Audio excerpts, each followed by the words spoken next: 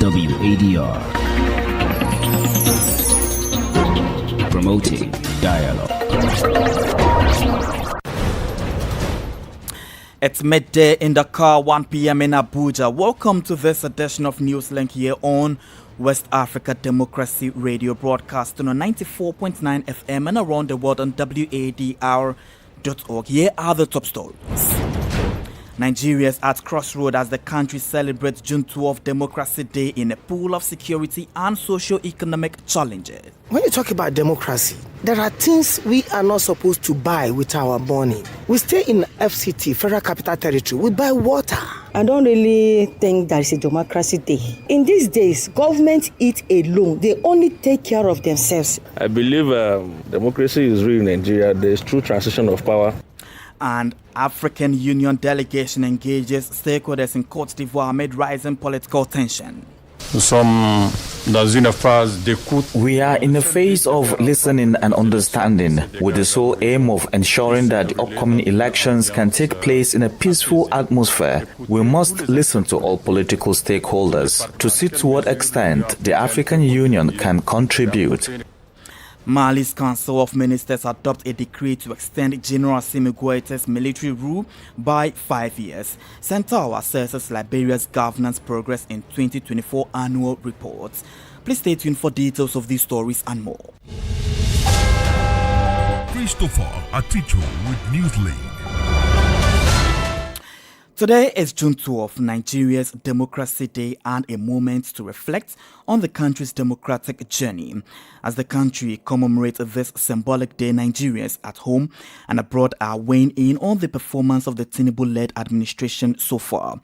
While some believe progress is made, others argue that the government's priorities are misplaced. WADR's Yechenu Sasetu in Abuja has the reactions. 2 years after being sworn in as Nigeria's 16th president, Bola Ahmed Tinubu's administration is facing growing scrutiny from political opponents, economic and political analysts, and citizens alike. Critics say many of the promises made during the 2023 campaign are yet to materialize. Paul Ibe, spokesperson for Atiku Abubakar, the presidential candidate of the People's Democratic Party (PDP) in the last election, accused the government of focusing more on political maneuvering ahead of the 2027 polls rather than solving urgent national challenges. Nigerians are suffering and we are here having a drama. And they don't want us to talk about now. Let's look at it. Security, food inflation, or the ease of doing business? Better in what way? Better is a relative, what? Yes, it is better for some people. However, not everyone shares that sentiment. Rino Omokri, a social commentator, believes the Tinubu administration deserves credit, especially for its efforts in stabilizing the economy and attracting foreign investment. People protested when the naira was 216 naira to $1. Why aren't people protesting now that the naira is 1,565 naira to $1? And it's very simple. The naira was never 216 naira to $1. It was never 150 naira to $1. That was the subsidized naira. At an event on Wednesday, ahead of today's celebration, President Tinubu reaffirmed his government's commitment to citizens' welfare. This year's Democracy Day event marks Nigeria's 26 years of uninterrupted democracy following the end of military rule in 1999.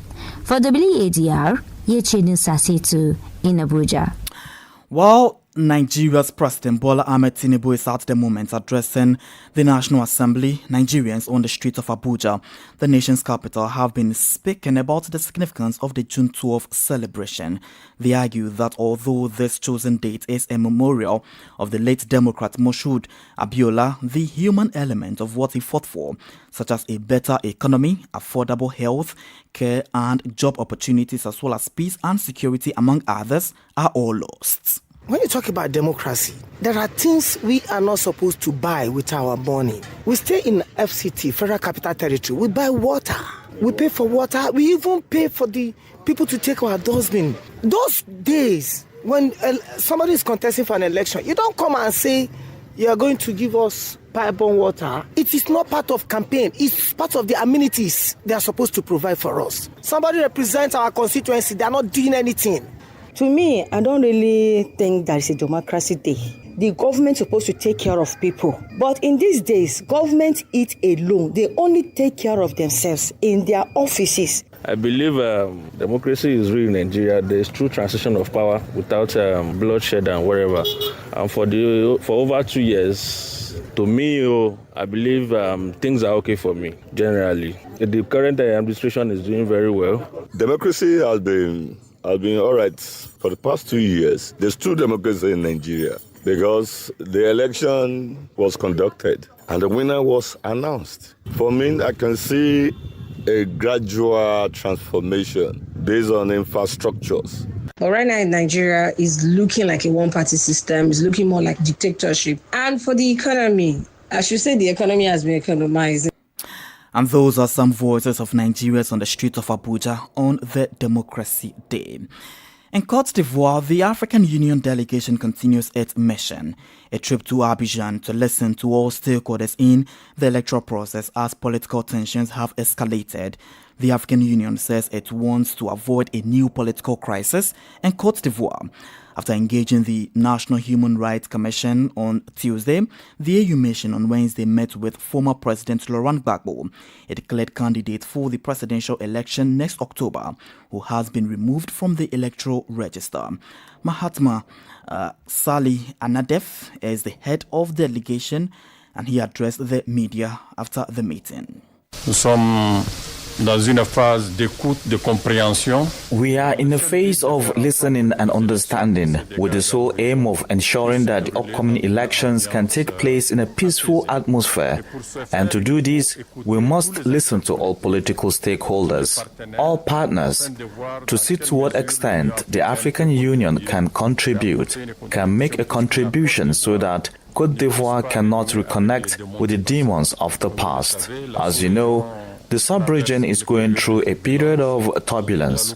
The main locomotive is Côte d'Ivoire, and everyone is jealous so that Côte d'Ivoire, as I said, cannot experience a further disruption. And so, we continue our consultations. We just met with former President Gbagbo. We thank him for all the time he took to listen to us. We listened to him. We continue our consultations and hope that at the end of the mission, the African Union will have proposals, solutions so that we can emerge from what appears to be a crisis.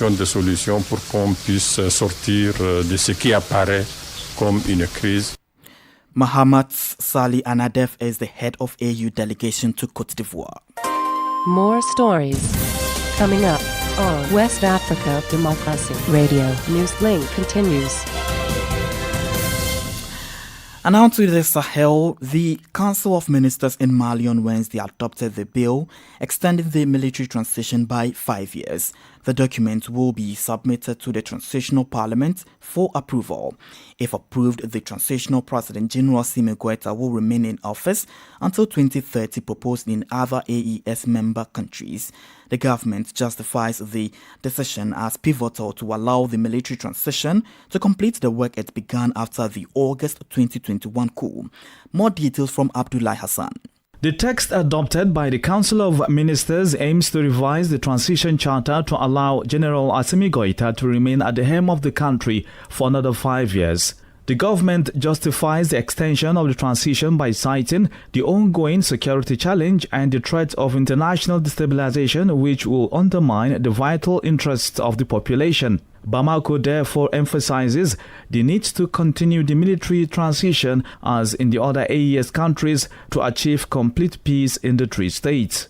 Mali, which is a member of the Confederation of Sahel States, including Burkina Faso and Niger, says it is therefore necessary for the 3 countries to continue their common march towards sovereignty, the Council of Ministers indicated. As a reminder, national consultations decided to retain General Abdurrahman Chani in Niger and Captain Ibrahim Traoré in Burkina Faso for the next 5 years. The Malian authorities concluded by emphasizing that extending the military transition until 2030 was one of the recommendations of the consultations with the nation's vital forces held last April in Mali and the diaspora. For several months, the opposition has consistently called for a return to constitutional order. Political parties and associations have recently been dissolved. Abdullah Hassan filed the report. In Burkina Faso, humanitarian agencies have been warning of the increasing number of internally displaced people since the beginning of the year. Terrorist attacks have forced the nearly hundreds of thousands of people to flee their homes between January and June. Let's join Sankole Janko for the rest of the details. According to few humanitarian agencies still on the ground in Burkina Faso, violent extremism has left 230,000 people internally displaced between January and June of this year. The Bokul du Mohun region and the town of Djibo in Somme province remain the most affected. The Bokul du Mohun region has more than 106,000 displaced people, including 65,000 children. More than 36,000 children suffering from severe acute malnutrition have been admitted for treatment. This displacement of populations fleeing terrorist attacks also increased humanitarian needs, including shelter, food security, water, sanitation, hygiene, education, and protection. Despite the efforts of humanitarian organizations on the ground, significant needs remain. The deteriorating security situation has also impacted humanitarian operations by limiting access to affected areas. Several critical health, education, water, and administrative infrastructures were destroyed during attacks in the eastern and Sahel regions.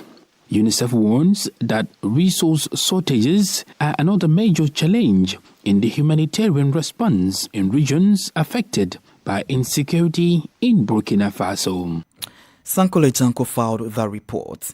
President John Dramani Mahama has inaugurated the new governing council of the Ghana Police Service with Vice President Nana Jane Opoku-Agyeman named as chairperson.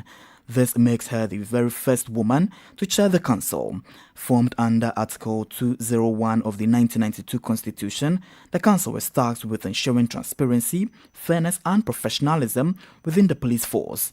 WADR's Accra correspondent Nadi Detete reports. At a ceremony held at the Jubilee House, President John Dramani Mahama officially swore in the newly constituted Governing Council of the Ghana Police Service. The council is chaired by the Vice President, Professor Nana Jane Opoku-Agyeman, and includes key figures such as the IGP, Christian Tete-Yohuno, Minister for Interior, Muntaka Mohamed Mubarak, and the Minister of Justice and Attorney General, Dr. Akuritinga Ayene. President Mahama underscored the critical role of the council in reforming and professionalizing the Ghana Police Service. I urge this council to work with the police administration to strengthen intelligence gathering capabilities, modernize operations through technology, and ensure the recruitment and retention of well-trained ethical officers. We must also align the service with the government's reset agenda, prioritizing professionalism, digital transformation, and institutional renewal across all sectors, including security. Taking up her role as chairperson, Vice President Professor Nana Jane Opoku-Agyeman assured the public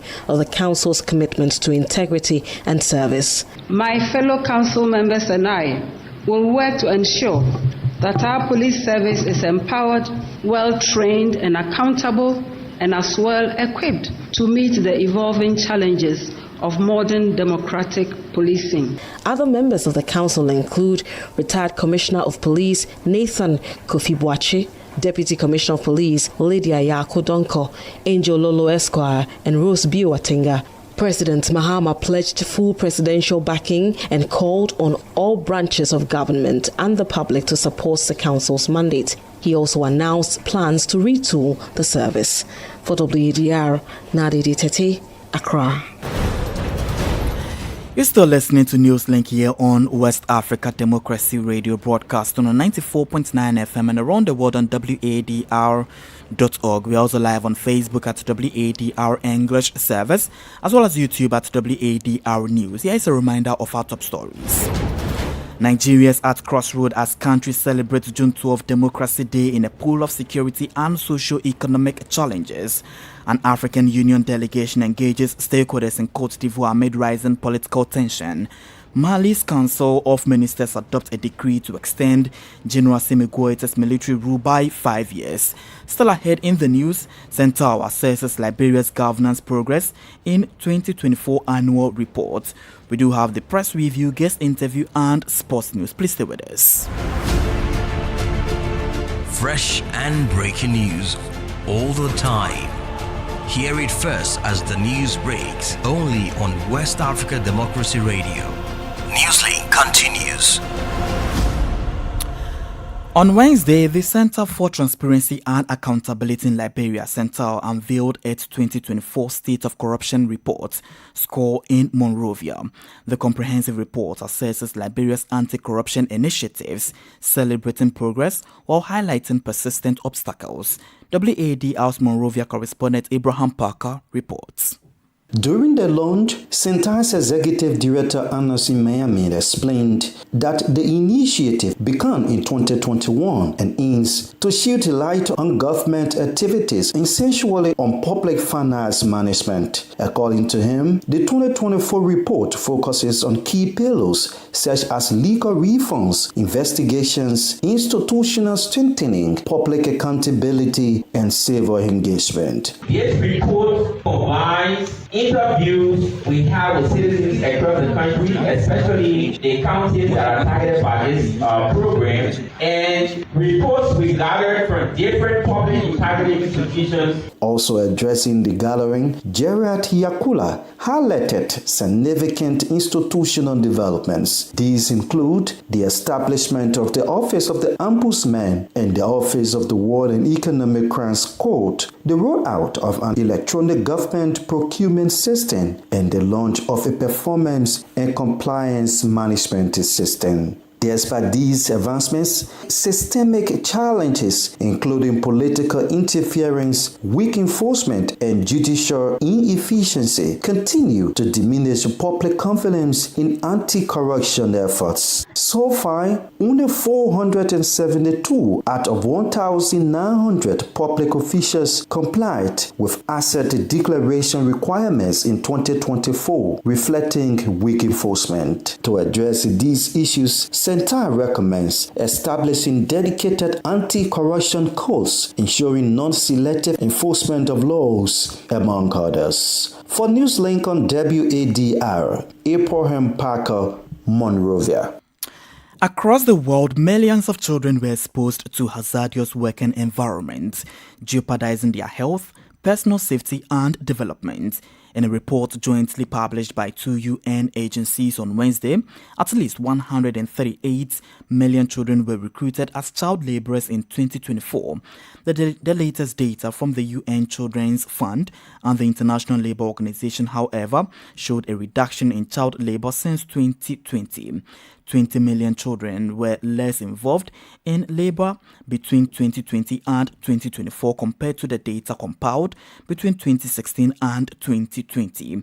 The agency says despite this positive trend, the world has missed its target of eliminating child labor by 2025. This is the newspaper review. Stay abreast and find out what the top stories are in your country. This is the newspaper review. The newspaper review. Today's press review takes us to Ghana, where Nadi Data is on standby with major headlines from the dailies. Greetings, welcome to the newspaper review segment. We'll start off with the Daily Graphic newspaper front page. Speaker directs MPs and ministers to regularize offices held for profit. Also here, economy expands by 5.3% in Q1. Services and agric lead recovery. And new era for aluminum industry. GIADEC granted 6 mining leases. The Ghanaian Times newspaper, $300,000 equipment for Shraj goes to waste due to delay in obtaining services of network consultant. Other stories here, 24-hour economy policy ready July 1. President Mahama says, and 2025 BEC takes off nationwide. The Chronicle newspaper front page, MP Ayu escapes Bagbin to Ross after failing to obey Ahiafo's order to leave the house. Other stories, FDA to vendors stop selling leftover food. Daily Guide newspaper front page, Edubuahine trial, AG files 85 documents and 3 witness statements. Drama in Parliament over nurses' strike and Mpox cases rise to 85. Supreme Court vacates Akwetia MP's conviction and pregnant pupil delivers during BECE. The National Enquirer front page, massive rot at GES as OSP uncovers widespread fake schools and appointments. And Mike Adenuga meets Mahama. Other stories here, Fisheries Minister calls for greater transparency. Final paper here, the BNFT newspaper front page, oil windfall fails to deliver socio-economic transformation. A UG study says that will be it. For the newspaper review segment, is back to you in the studio. Thank you very much, Nade Detete, for the press review. Politics, analysis on major news, social matters, and all. This is A Guest. Our guest is Barrister Mohammed Bashman, a legal researcher and public affairs commentator. Bashman tells WADR about the ongoing discourse of Democracy Day celebration in Nigeria, which in clear terms assesses the country's democratic journey since 1999. For Mohammed Bashman, democracy is not just about elections and transitions, but the human representation, economic empowerment, national security, and overall development. Over 3 decades after our return to civilian rule, when you look back, you begin to question what is it for the everyday working Nigeria. Working day Nigeria in terms of their social, economic well-being. As of prior to 1999, the minimum wage agreed is less than 5,000 naira. Today, an average Nigerian worker is entitled by law to over 70,000 naira as a monthly salary. If you do your math, you would think that's over like 5,000% increment. But the reality is that what an average Nigerian working family can do with their mega 5,000 30 years ago, they can achieve it with 70,000 at the present day Nigeria. As I speak with you, inflation is on all-time high of almost close to 30%. The unemployment rate is there. So, sum it all. Democracy governance to me is not just about peaceful transition of power, but also the well-being of the general populace. Democracy by itself is government of the people, by the people, for the people. So if we limit it to just the democratic process of change of government, the element of for the people is missing. So once for the people is missing in the definition of our political experiment, I think there's nothing to celebrate. The current government in place, led by Bola Ahmed Tinubu, has argued that this did not just happen today, that a series of events and policies or reforms being implemented before now had culminated into what Nigeria is today. And they are trying their best to make sure that they reverse some of these negative indices. What do you make of that claim or assertion? It would be unfair to put the whole blame on this current administration or the occupant of the president in person of Bola Ahmed Tinubu. But the truth is that he has been part of the ruling class. As a matter of fact, he was part of the class of 99. He was the governor of Lagos State in 1999 up to 2004, if I'm not mistaken. Okay, then to also say, the immediate past administration is from his own ruling party. And there's this joke among people that he midwife the emergence of the then president. So he can't totally isolate himself from the rot, especially the economic rot that we are facing. In terms of reform, some part of this reform, to be candid, looks good, but also the implementation also is devoid of the element of the people. Agreed, we can't keep defending the naira against the dollar. Also, in terms of implementing government policy, it should be systematic, there should be process, there should be procedure, and there should be that element of the people. What is this for the people?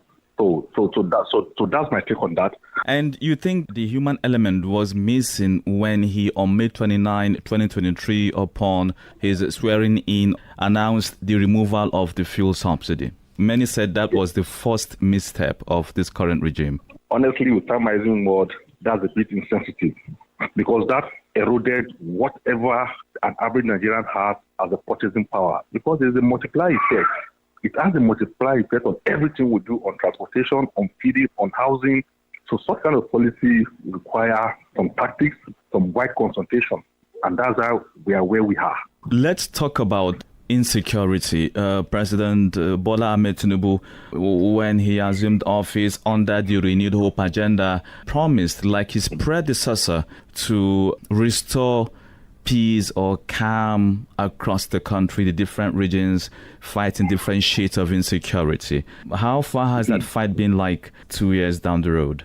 I will answer your question against the background of recent spate of attack, especially in north-central Nigeria like Benue. I think I was just on the news yesterday, over 30 persons were also killed again. So within the space of a month in Benue State alone, over 100 souls have lost. So I think this is a signal that there's security collapse. We can't pretend about it. And importantly, I think one of the cardinal campaign or talking points of the president during his campaign training was restoring security. To me, I can't give them a pass mark on that. The situation is still very dire.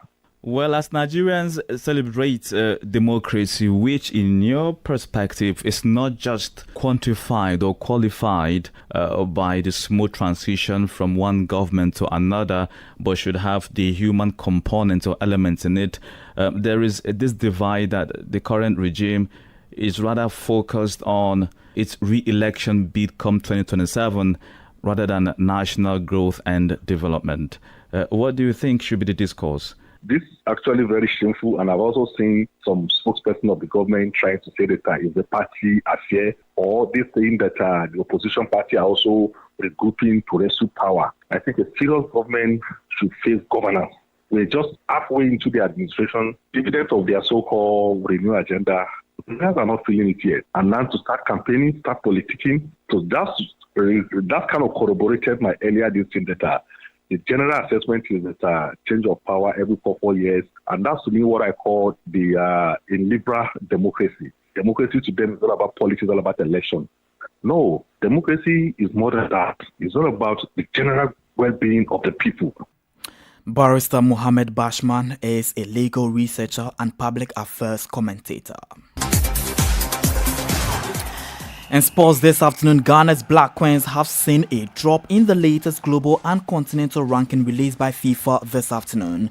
The Black Queens dropped one place in the updated. Following their recent performances, Ghana moved to 5th on the CAF ranking back in March, while occupying the 65th position in the global ranking. Since the latest update, the team has played 4 games, winning just 1, the first being friendly against Senegal, and they also lost 2 games as well, while drawing one of the games. However, in the latest changes released by the highest football governing body, the Black Queens have dropped to 66th globally and 6th continentally. The team is currently wrapping up for preparations for the delayed 2024 Women's African Cup of Nations. And that's it for sports this afternoon.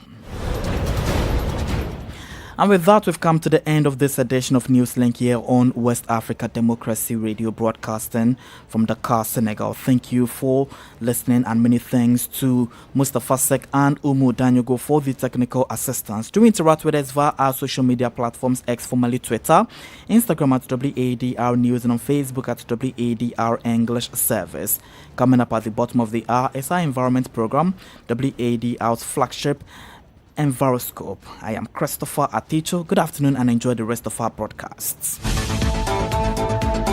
And many thanks to you for listening to Newslink via Hot 104.3 FM, Newmi FM 94.0, Hilltop Radio 104.7 FM, and Veritas Radio 102.9 in Banjul, the Gambia. We also appreciate our listeners in Liberia via Alternative Youth Radio 90.